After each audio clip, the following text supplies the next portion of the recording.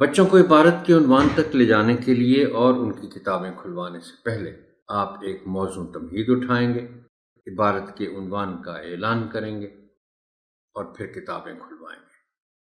تمہید اٹھانے کے لیے درج ذیل نکات پیش ہیں، تاہم یہ حرف آخر نہیں ہے۔ بہتر سے بہتر تمہید کے لیے آپ کی فکری جستجو جاری رہنی چاہیے۔ درج ذیل سوالات کی مدد سے تمہید اٹھائیں۔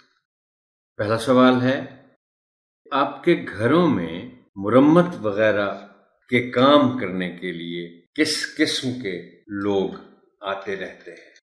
یہ معمول کی بات ہے محترم ٹیچر، بچے ظاہر ہے دیکھتے ہیں، اور یہ چونکہ 5ویں جماعت کے بچے ہیں وہ ظاہر ہے نوٹ کرتے ہیں، بلکہ بعض اوقات اس طرح کے کاموں میں کسی حد تک شریک بھی ہوتے ہیں، تو وہ ضرور آپ کو اس سوال کے جوابات دیں گے۔ کون کون سے لوگ آتے رہتے ہیں گھروں میں، جیسے کوئی الیکٹریشین ہو گیا، کوئی پلمبر ہو گیا، وغیرہ وغیرہ وغیرہ۔ پیشہ کسے کہتے ہیں؟ آپ ان کی مدد کرتے ہوئے کہہ سکتے ہیں کہ پروفیشن جس کو کہتے ہیں وہ اردو میں پیشہ کہلاتا ہے، اور اس کا یہ جواب بھی ہے کہ جو کام کوئی شخص آمدنی حاصل کرنے کے لیے کرتا ہے باقاعدگی کے ساتھ، وہ اس کا پیشہ ہوتا ہے۔ آپ بڑے ہو کر کون سا پیشہ اختیار کرنا چاہتے ہیں؟ مختلف جوابات آئیں گے۔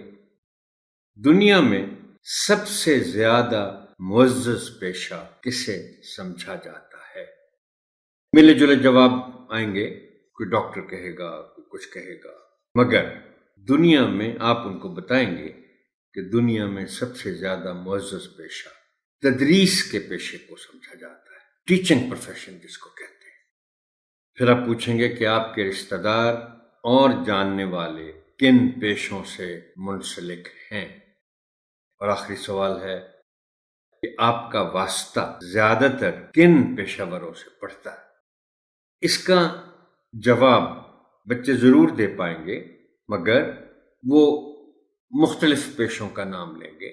آپ ان کا جواب سنیں گے تسلی کے ساتھ، اور پھر آپ ان کو بتائیں گے کہ آپ ان کو پڑھانے کیا جا رہے ہیں، یا ہم کہہ سکتے ہیں جیسے لکھا ہوا ہے کہ درجہ بالا سوالات پر مبنی گفتگو کے نتیجے میں بچوں کو باب کے عنوان تک لے جائیں اور انہیں بتائیں وہ جو سبق پڑھنے جا رہے ہیں، جس باب کا آغاز کرنے جا رہے ہیں، اس کا عنوان ہے پیشے۔